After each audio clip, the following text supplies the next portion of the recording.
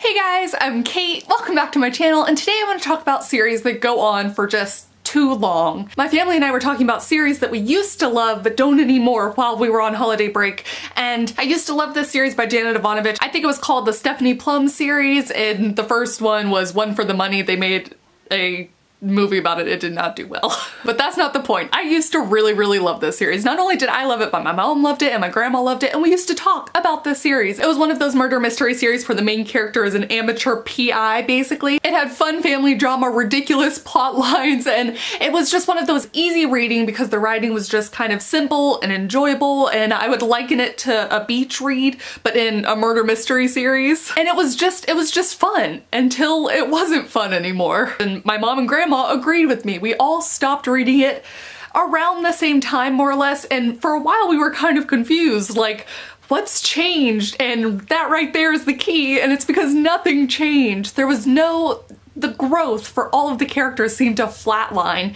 and it was just the same thing over and over. As much as the characters get into different antics, eventually that's just not enough. At least it wasn't for me and my family. And I was talking to my dad about this over the winter break, and he was saying that he had the same exact problem with the Alex Delaware series by John Kellerman and the Alex Cross series by James Patterson.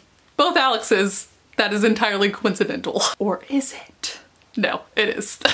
This happens with TV shows too so often, especially the same kind of premise where it's a little bit like a mystery, and so it's a serial mystery where it's one and done. You solve part of the mystery in one episode, and sometimes they try and sprinkle like an overarching element to it, but I think it's just you're staying for these characters, and eventually these characters' stories are done. They all manage to have these intersections of personal growth, but just not enough to continue the series. And it's just, I had this problem with Psych and SVU, and I don't know. I don't know. Is it just me? I don't think it's just me. So as a writer myself, when I read these kind of things or watch these kind of things, or just as a general storyteller, I wonder, how can I avoid these pitfalls? And can I pinpoint why some book series seem to have this problem but others don't? My mom says that her favorite series that do this kind of thing usually have revolving characters. So the main 4 books will be focused on one set of characters, and then they'll slowly introduce other minor characters, and then the main storylines will shift to them. That way you have kind of constant growth in this specific world. I mean, that's one of the reasons I think Cassandra Clare is so popular. I don't personally read the Shadowhunter books, but I think that's something that Cassandra Clare has just nailed. These interwoven stories and plot lines all in the same world. I think that's one solution to the problem. A TV example is the spin-offs of different shows, so like the originals that spun off of the Vampire Diaries, and the originals were my favorite part of the Vampire Diaries to begin with, so clearly I'm biased, but there you go, TV example. My dad, who I mentioned before, is also a huge reader. That most of my family are readers, not all, but most. My dad read the Eye of the World series, and he said that the way it was able to stretch out to so many books was that they had so many characters. So when you have so many characters to choose from and so many different plot lines to follow, I think that helps to keep it from getting stale, from exhausting all of the personal character growth of one main character. The other advantage that a series like the Eye of the World has over these kind of serial murder mysteries is that there's an overarching plot line, an overarching battle of good versus evil, and so you feel like no matter what, eventually you're going to have a conclusion. So no matter how many books it takes, even if it's like 1,000,000, you will still ultimately feel like you have a conclusion. And that always seems to be hanging on these serial books where you're just like,